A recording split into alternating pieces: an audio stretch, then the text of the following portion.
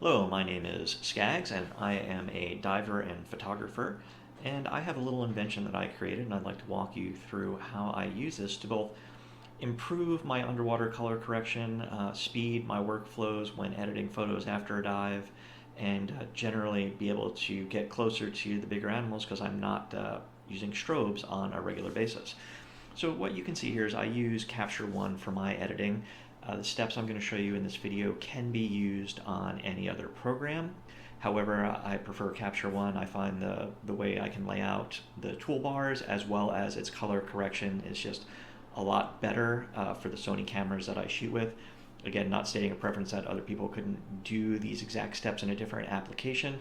This just happens to be the one that I'm most comfortable with as I use for my workflow, so I'm going to walk you through how I do this.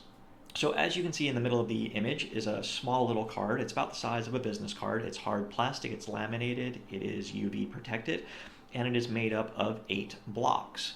The first block is pure white, and the block below that is perfect neutral gray. And what you're going to see as we go through this process is the other blocks are the electronic primary colors of red, green, blue, and then the electronic secondary colors of orange, yellow, and purple. And the thing is, because I know what this card looks like on the surface, what I can do is take a picture of this at depth once I get to where I'm going to be spending time doing my photography.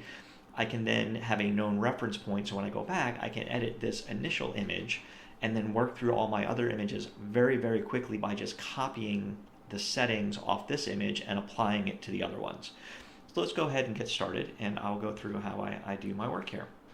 So first things first, I will zoom in a little bit on the card, and I do my white balance. So white balance off the neutral gray, and that gets me to a pretty good place.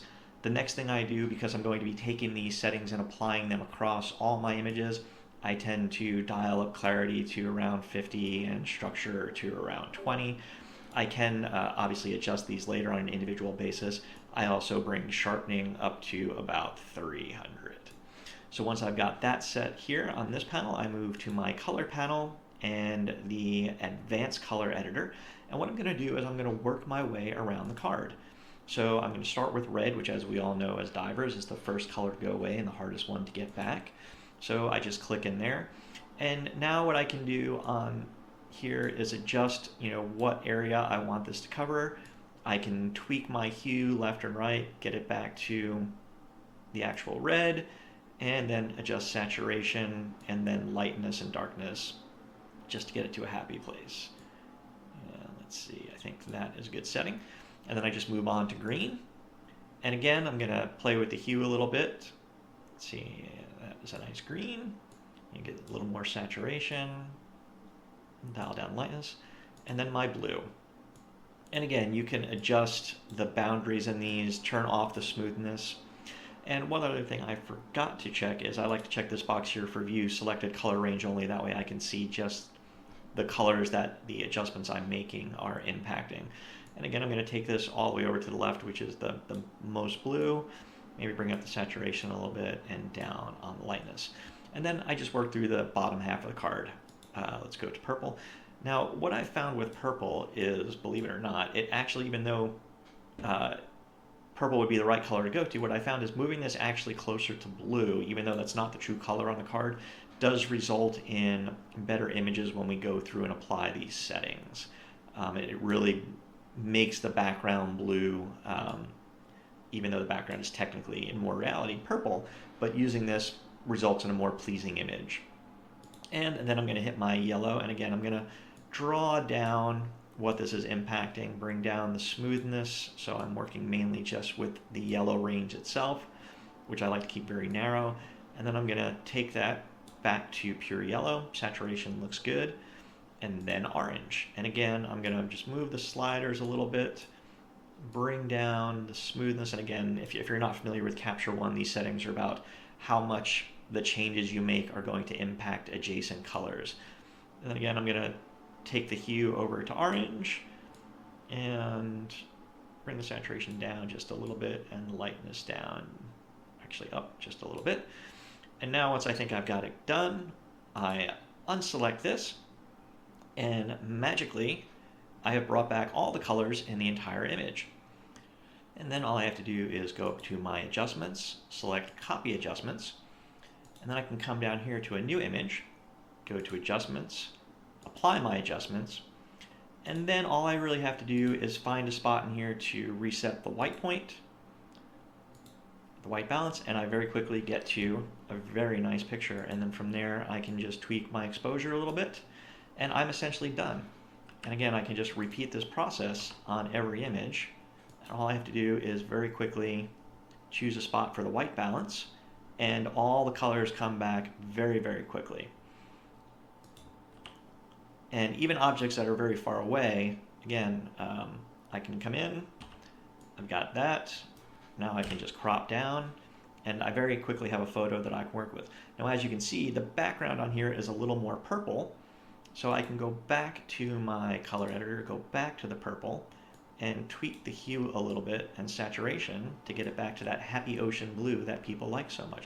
But again, as you can see, it's a much faster process because I have a baseline to work from. And even up close, I can come in here, set the white balance again. Usually I pick a piece of coral, or if there's something white or gray on the fish itself, maybe a little bit more brightness, and crop down. And I very quickly get to a usable, shareable photo. And even on scenes where it's a wide open shot, this is at 24 millimeters and the fish are very far away, and you've got multiple different color fish in the same scene, I can apply the settings, I can zoom in a little bit, and then all I have to do is pick something that I know is gray or white and play around a little bit until you find a good spot. And there we go. I've got a nicely edited, color accurate photo without having to use a strobe, with colors out at a very far distance as well as close up, and very quick process. So if you have any questions, please email me from my information in the comments section below. What I think you'll find is that this card vastly improves the workflow as well as the color accuracy in doing underwater photography. And again, the thing is, you can take multiple pictures of the card during your dive. So as the lighting conditions change, as the water conditions change, you can take a new picture and again, using that as the baseline, just adjust that new shot back on the surface, and then any subsequent shots you've taken after that, apply those new settings to. So on a typical dive, I'll take 200 to 300 photos, and with this process of editing, I can actually edit all of my photos, down select, crop, and get ready for publication, typically in under 20 to 30 minutes. So I can usually have an entire day's worth of dives completed before I sit down to have dinner on my trips. Again, please feel free to reach out. These cards are for sale. I do have a US patent on them I'm very proud of. And I welcome comments and feedback based on this product.